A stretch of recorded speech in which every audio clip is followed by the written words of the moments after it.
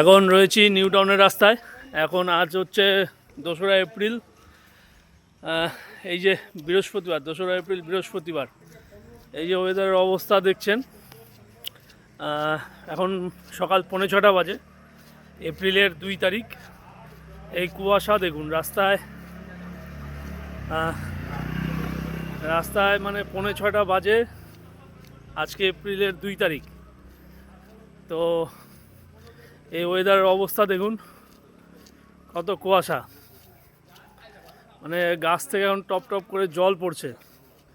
তো ওই দিকটায় হাই স্কুলের মাঠের দিকটায়, ওইখান থেকে ভিডিওটা করলে দেখা যেত যে ওইখানে একেবারে রাস্তা পুরো ভিজে রয়েছে, পুরো কুয়াশায় ভরা একদম। এই যে দেখুন সামনে রবীন্দ্রনাথকেও ঠিক মতো দেখা যাচ্ছে না, পুরো কুয়াশায় ভরা। সামনেই কোর্টের মাঠটা আপনাদের দেখাবো যে কোর্টের মাঠের কী অবস্থা রয়েছে কুয়াশায়। ওই দিক থেকে আরেকটু ভালো, এই যে কোর্টের মাঠ দেখতেই পাচ্ছেন পুরো কুয়াশা ভরা।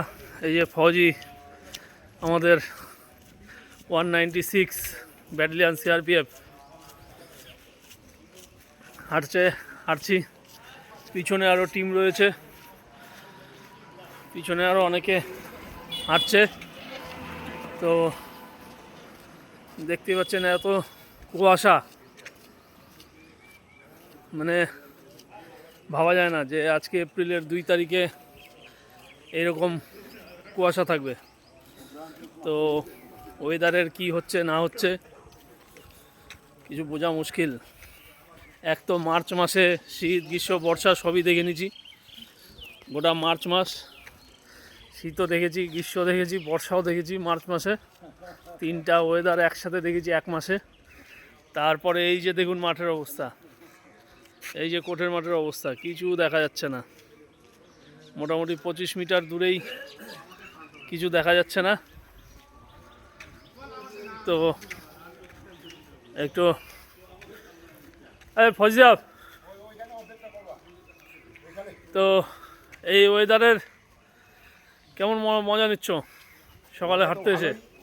কিন্তু এই সময়টা তো হতো না, কেননা এই সময়টা তো আবার এই কুয়াশার সময় না, এটা তো মনে হয় অঘন পৌষ মাঘ এরকম হয়ে গেল, মাঘ মাস। হ্যাঁ, শীতের সময় হয়, এইটা তো উল্টো হয়ে যাচ্ছে। এখন কি হবে না, দিনকাল সব উল্টো হয়ে যাচ্ছে। দেখতেই পাচ্ছেন, যারা হয়তো দেরি করে ঘুম থেকে উঠবেন এই কুয়াশাটা দেখতে পাবেন না, তো তাদের জন্য এই ভিডিও। এই যে দেখুন আজকে এপ্রিলের 2 তারিখ, ভাবা যায় এত কুয়াশা? হ্যাঁ, শীতকালেও মনে হয় এত কুয়াশা পড়ে না। হ্যাঁ, যত কুয়াশা দেখুন। নজরুল আমার এখান থেকে 25 মিটারও হবে না, আর সেই নজরুলকে, কাজী নজরুল ইসলামকেও আমরা ঠিকমতো দেখতে পাচ্ছি না এই কুয়াশায়। হ্যাঁ, এই যে অবস্থা দেখুন, মানে ধারণার বাইরে। সকালে ঘুম থেকে উঠে দেখি এই অবস্থা, রাতেও বোঝা যায়নি যে এত কুয়াশা পড়বে। তো এই সময় কুয়াশা পড়ার এত কারণ কি? এই যে যাচ্ছে একজন, তো এই যে এত কুয়াশা পড়ার কারণ কি, কেউ যদি জেনে থাকেন অবশ্যই কমেন্ট বক্সে জানাবেন যে এই সময় এত কুয়াশা পড়ার কারণ এবং এর ক্ষতি কতটা হতে পারে। তো যাই হোক, সবাই ভালো থাকবেন, সুস্থ থাকবেন, সবাইকে শুভ সকাল।